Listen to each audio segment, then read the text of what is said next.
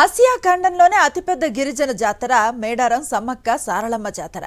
మొక్కులు చెల్లించుకునేవారు, కోరికలు నెరవేరిన భక్తులు గిరిజన దేవతలకు నిలువెత్తు బంగారాన్ని సమర్పిస్తారు. అయితే జాతర జరిగే సమయంలో కోట్ల మంది భక్తులు తరలివస్తారు. అదే సమయంలో జాతరకొచ్చి బెల్లం సమర్పించలేని భక్తులకు ఇప్పుడు రాష్ట్ర ప్రభుత్వం ఓ సువర్ణ అవకాశాన్ని కల్పిస్తోంది. అదేంటో తెలుసుకోవాలంటే వాస్తు స్టోరీ.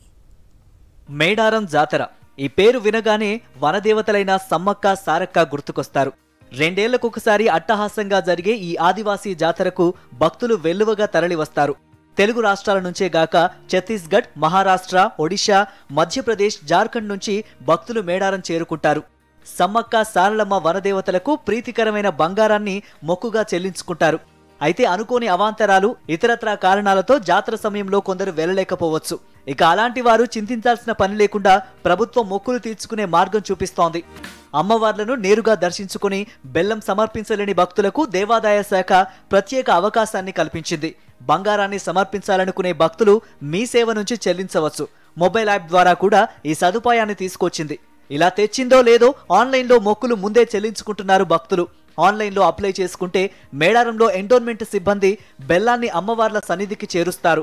వనదేవతలకు సమర్పించిన బంగారంలో కొంత భాగాన్ని సదరు భక్తులకు పోస్టు ద్వారా తిరిగి పంపిస్తారు. ఆన్లైన్లో మనకి అమ్మవారికి వారి నిలువెత్తు బంగారం వచ్చి సమర్పించుకోలేనటువంటి భక్తులు వారి బరువుకు సంబంధించినటువంటి ప్రసాదాన్ని వారి బరువు 1 కిలోకి 60 రూపాయల చొప్పున మదించి వారి తూకానికి సంబంధించినటువంటి అమౌంట్ను దేవస్థానానికి ఆన్లైన్ ద్వారా జమ చేసినట్టయితే మేము అమ్మవారికి వారి పేరు మీద ప్రత్యేకంగా ఇక్కడ ప్రసాదం సమర్పించి తిరిగి వారికి ప్రసాదం పంపడం జరుగుతుంది.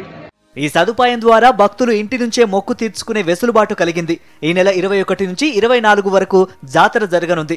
అయితే ఈ కొత్త సౌకర్యం పట్ల భక్తుల స్పందన ఎలా ఉంటుందో మరికొన్ని రోజులు వేచి చూడాల్సిందే.